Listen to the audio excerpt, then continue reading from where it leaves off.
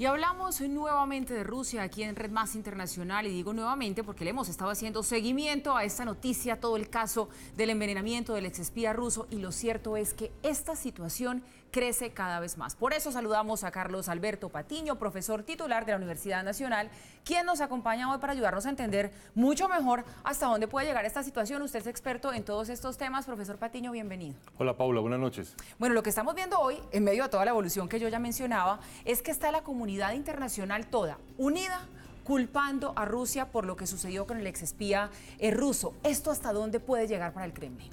Bueno, para el Kremlin esto es parte de la batalla por el control de Europa central y oriental, pero adicionalmente también es parte de la respuesta de defensa de Europa occidental contra Rusia, que se siente amenazada por los últimos pasos.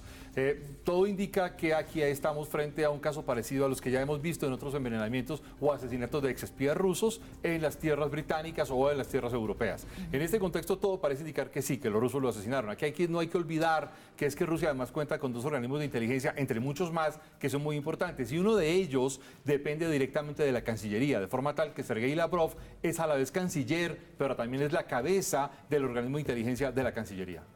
Rusia apela en todo este caso a los procedimientos que están bajo la Convención de Armas Químicas y dice que Reino Unido no ha cumplido esos procedimientos. ¿Cuáles son? ¿A qué se refieren? Hay una serie de protocolos firmados desde la Segunda Guerra Mundial y sobre todo a partir de la proliferación de armas químicas y biológicas, que se supone que hay una regulación frente a los agentes químicos, frente a los agentes nerviosos, tóxicos, etcétera, y que hay unos protocolos de información internacional de cuáles son los pasos y usos de esas armas y de esos agentes convertidos en armas. Se supone que lo que está haciendo Rusia es o acusando falsamente o desviando una acusación sobre el Reino Unido, pero a la vez el Reino Unido también de alguna manera mantiene protocolos secretos y no ha dado a conocer tampoco todo su arsenal químico en este tipo de usos. Bueno, Rusia lo sigue negando, dice que ellos no tienen nada que ver en esta situación y ya han advertido que podrían venir retaliaciones hacia las sanciones que le impuso el Reino Unido. ¿Qué tipo de retaliaciones? Aquí hay una cosa, Paula, que no hay que olvidar, es que todo este escándalo, el asesinato, las retaliaciones, las medidas, se están haciendo justo antes de las elecciones rusas. Ya iba yo para allá, sí, bueno, señor. Esto no está, digamos, desarticulado. Tiene mucho que ver con las elecciones rusas y tiene que ver mucho con la percepción de Putin frente a Europa y también frente a los Estados Unidos.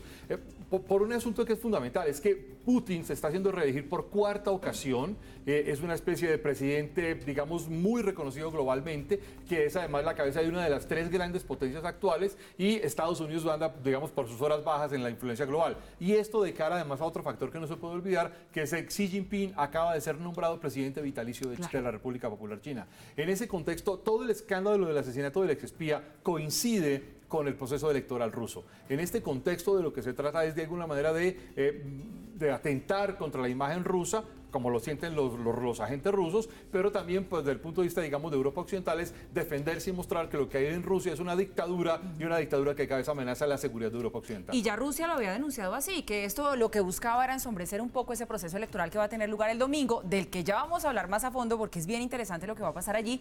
Pero antes, para cerrar este tema de las sanciones, ¿cómo interpretar que llegue también justo en este momento sanciones a Rusia por parte de Estados Unidos por otra cosa, por el tema de la injerencia en las elecciones presidenciales de Estados Unidos? Las sanciones de Estados Unidos tienen que ver más con la política interna del presidente Trump y de la investigación del fiscal Mueller frente a la trama rusa, donde además en este momento hay una disputa muy importante entre las facciones demócrata y republicana en el Comité de Inteligencia, donde los republicanos acaban de exonerar a Donald Trump de cualquier injerencia rusa o de cualquier relación o conexión con la trama rusa en las elecciones de 2016. En este caso, lo que hace el gobierno de los Estados Unidos es una especie de huida hacia adelante, imponer sanciones, tratar de estar de acuerdo con Europa Occidental y con el Reino Unido después de un año de largos desacuerdos y desencuentros frente a la seguridad europea. Bueno, ahora sí hablemos de las elecciones. 8 candidatos, entre ellos Vladimir Putin, pero ¿va a ganar Putin? 71% de intención de voto tiene Vladimir Putin. Putin se presenta como un candidato independiente, sin partido, abandonó sus partidos anteriores, la Rusia es casa de todos y todos los demás partidos los abandonó. Se presenta como candidato independiente con más de 72% de probabilidades de ser elegido, pero además con un eslogan que es, digamos, fulminante en Rusia, y es presidente fuerte, país fuerte. Y esto obviamente lo pone por encima de todo. Le harían alguna sombra Pavel Grudinin, el del Partido Comunista, que tiene menos del 7%, y Vladimir Zhirinovsky, del Partido Liberal Democrático, que es una especie de nacionalista duro, radical, muy cercano a Grishka Limonov, que en algún momento, y además digamos a los nacionalistas mucho más fuertes, incluso a los nacionalistas bolcheviques, que fue un partido que apareció en los años 90. Vladimir Putin no tiene contendor. Está, digamos, prácticamente... tiene asegurada la elección, así salgan pocas personas a votar, Vladimir Putin será de nuevo presidente. Pero adicionalmente es que Vladimir Putin representa una estructura muy importante en Rusia y es el retorno a Rusia a convertirse en un gran imperio en Europa Oriental. Que eso es lo que ellos están buscando desde hace mucho tiempo. Pues ¿Ya han empezado a ejercer como ese poder blando y les ha surtido efecto? Es que, Paula, hay que recordar, más que poder blando, la reunificación de Crimea. Antier, Vladimir Putin estuvo en Crimea celebrando los 4 años de retorno de Crimea a Rusia. Sí. Retorno sobre esto, además, porque para Rusia se trataba de una especie de decisión ilegal e ilegítima, e incluso la independencia de Ucrania sigue siendo ilegal e ilegítima desde el punto de vista ruso. Por tanto, era recuperar la península de Crimea, que era rusa desde 1774, y obviamente se trataba de retomar ese poder. Por tanto, no es solo poder blando, es poder militar y directo y duro. Bueno, ¿qué pasó, profesor Patiño, en medio de esta contienda electoral con el candidato Alexei Navalny? Que entiendo, lo veían como el principal rival de Putin, le bloquearon el camino y era uno de los hombres que más investigaba la corrupción.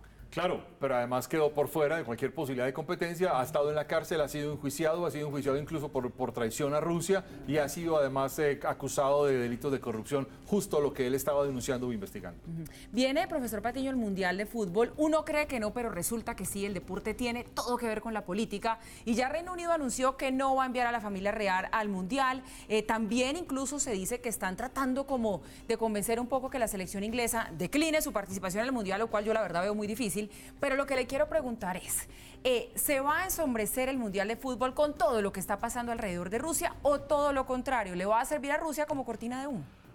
Bueno, esa es una pregunta muy compleja y sé poco de fútbol, pero lo que sé... Pero sí sabe lo que significa el deporte en la política. Exacto, lo que sí sé de lo poco que sé de fútbol es que el Mundial tiene su propia dinámica. Y eso es muy importante, lo hemos visto en los últimos 5 o 6 años con el intento de investigar la corrupción en la FIFA, etcétera. Y claro, se han producido algunos casos importantes, pero el fútbol tiene su propia maquinaria. Es casi imposible que la selección inglesa no esté en el Mundial de Fútbol. Eso no, digamos, no hay cómo explicarlo. Eso sería inaudito y, digamos, esta declaración de Theresa May resultó ser un poco en vano. Ahora, el Mundial resulta ser para Rusia, como los Juegos Olímpicos de Sochi, una gran vitrina de exposición internacional, donde además Rusia se va a mostrar como uno de los grandes estados del mundo contemporáneo. Y esto, Rusia de lejos hará un gran espectáculo y hará todo lo posible porque el Mundial del Fútbol le sirva como una gran plataforma de lanzamiento internacional.